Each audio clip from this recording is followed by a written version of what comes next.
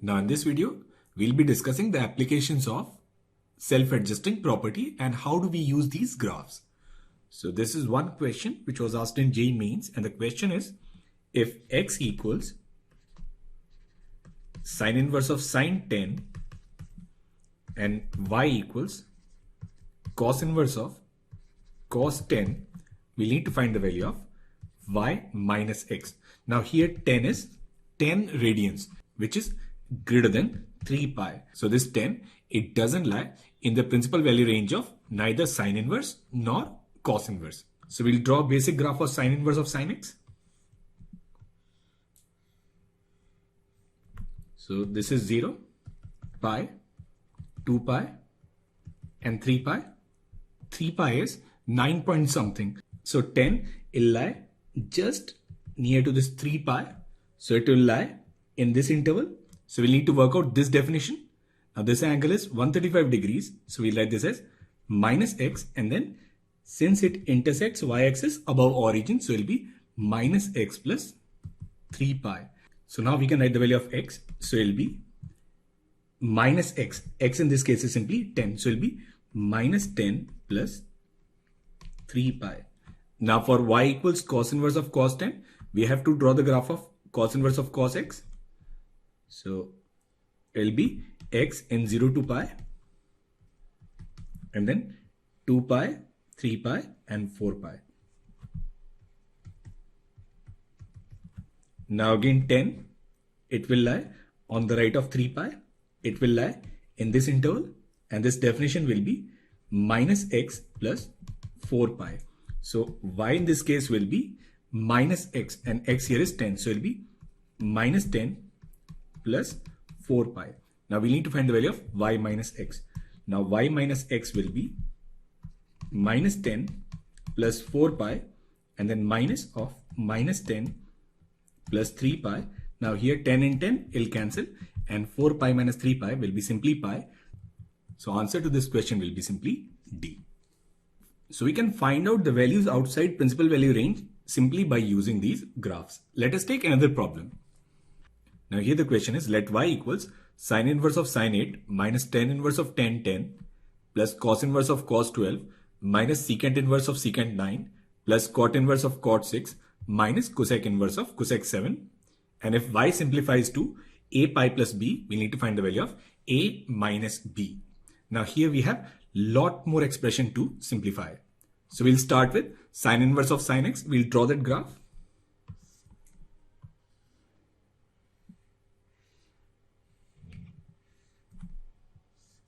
So this is 0, pi, 2 pi, 3 pi and 4 pi.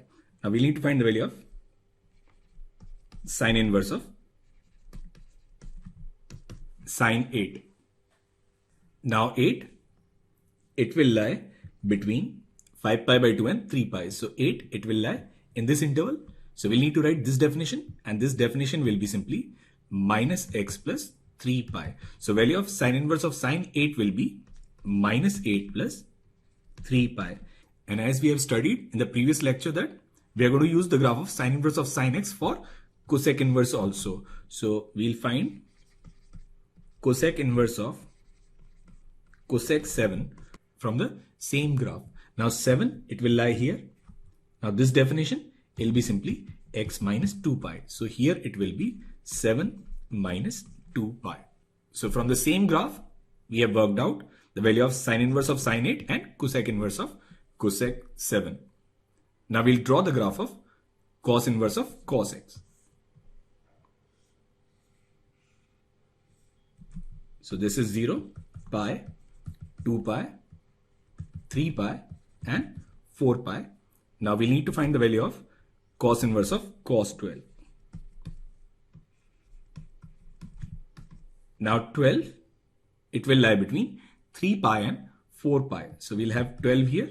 Now we need to write this definition. So it will be minus x plus 4 pi. So here it will be minus 12 plus 4 pi.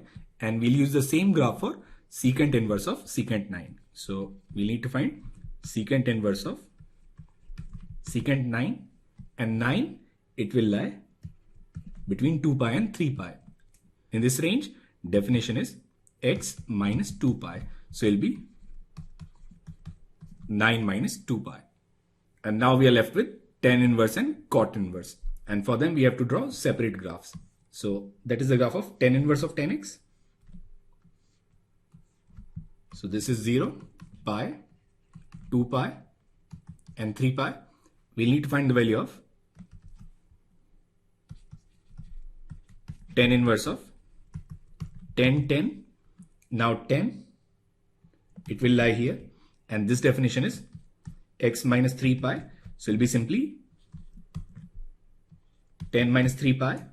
And for cot inverse, we'll draw this graph. So this is 0, pi, 2 pi, and 3 pi. Now 6, it is just less than 2 pi. So it'll lie in this interval, which is x minus pi. So cot inverse of cot 6 will simply be 6 minus pi.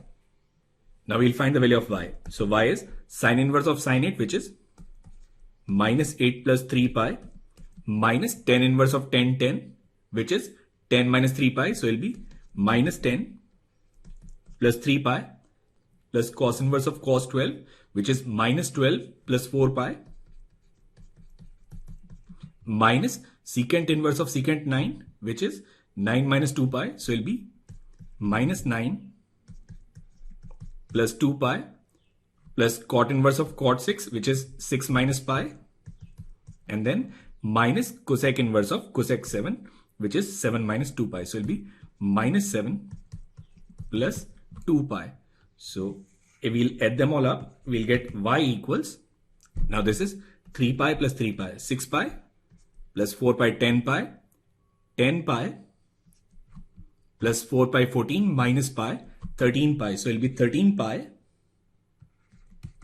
And then here we'll have minus 18, minus 30, minus 39, and minus 1. So minus 40. So this y is equal to 13 pi minus 40. And it is given that this y is a pi plus b.